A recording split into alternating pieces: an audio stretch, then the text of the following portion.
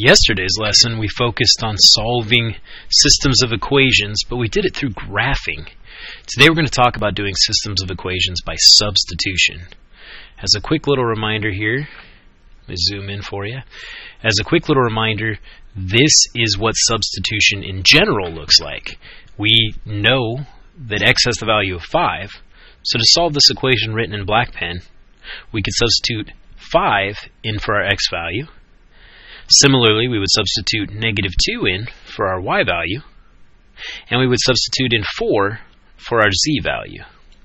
That would give us an equation that looks something like this. A equals 2 times the x value minus 3 times the y value minus 4 times the z value plus 5. Now I'm going to substitute these items in. For the x, right here, I'm going to write 5. For the y, right here, I'm going to write negative 2. Finally, for the z, right here, I'm going to write 4. Now we're going to do some quick math before we combine our terms. A would be equal to 2 times 5 is 10. Keep the sign with the number outside the parentheses. So we're going to say negative 3 times negative 2 is positive 6. Next, we have negative 4 times positive 4. That's negative 16. Finally, we have plus 5. Step by step, I'm going to say A equals 10 plus 6 is 16 minus 16 plus 5. A then is equal to, according to the additive inverse property right here, 16 take away 16 is in fact 0, plus 5. And then we have something called the additive identity. Since I'm adding 0 to 5, it remains 5. And my final answer here is that A is equal to 5. I was able to reach that by substituting values into this equation. So how does this relate to solving systems of equations? Well, it gives us an answer that's more mathematical than simply graphing it and doing it visually. Graphing works excellently if you have graph paper, if your lines are perfect, if you use a ruler, if you catch exactly in the line. There's a lot of things that go into solving things graphically that lead to potential hazards. For instance, let's say we were going to solve this one graphically. I would take this equation, I'll call it the red equation. I know that it says 1, 2, 3, 4, 5. I have a y-intercept of 5. I know that I have a slope of 2, which is up 2 over 1. And I would draw this line. It would look something like this. For the other line, easiest thing to do for you at this point is to also put it in slope-intercept form. That would give us 2y equals x plus 16 dividing by 2.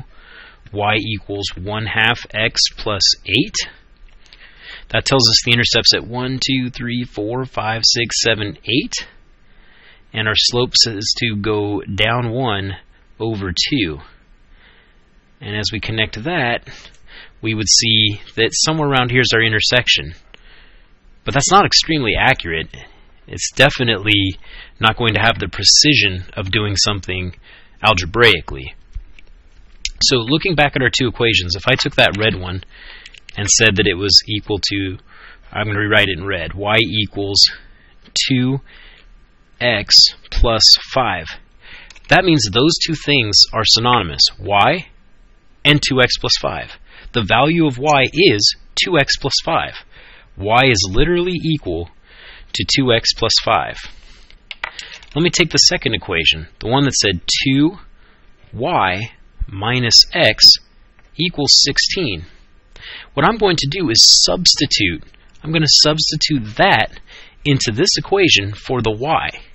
I'm going to say 2 times y minus x equals 16. But instead of writing the y, I'm going to write the equivalent of the y, which is 2x plus 5.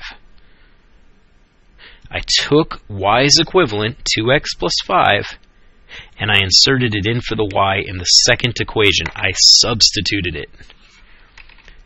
Next, all we have to do is get the x value by combining like terms and then solving for x. If I distribute here, this is going to be 4x, then here, plus 10, minus x, that's from right here, equals 16. Next step, I'm going to combine my x's. That would give me 3 total x's on the left, plus 10, equals 16. Next, I'm going to subtract 10 from both sides to try to isolate my variable or solve for it. That would leave me with 3x. Subtracting 10 from both sides, I'd be left with 6 on the right. The last step to solve for x will be to divide by 3. That would give me x equals 2. If you recall from yesterday's assignment, that is not your entire answer. Our answer should look like a coordinate. This is the x value of that coordinate, so we know that our answer is going to start with 2. We just have to figure out what the other part of this answer is, what the y value is in both equations when x is 2. Since we know it's the place where the two lines meet, we can use either equation.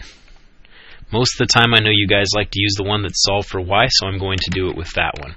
I'm now going to substitute 2 in for the x value. So y equals 2x plus 5. We're trying to figure out what y is when x is 2. I'm going to insert the 2 here because that's an x in that equation. That says that y equals 2 times 2 is 4 plus 5.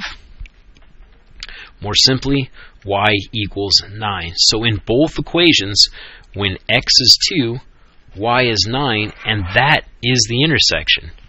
That is the place where both lines meet at the coordinate 2, 9. When x has a value of 2, y has a value of 9. Solving it this way may not necessarily be easier than graphing it, but it sure is more consistent. All right?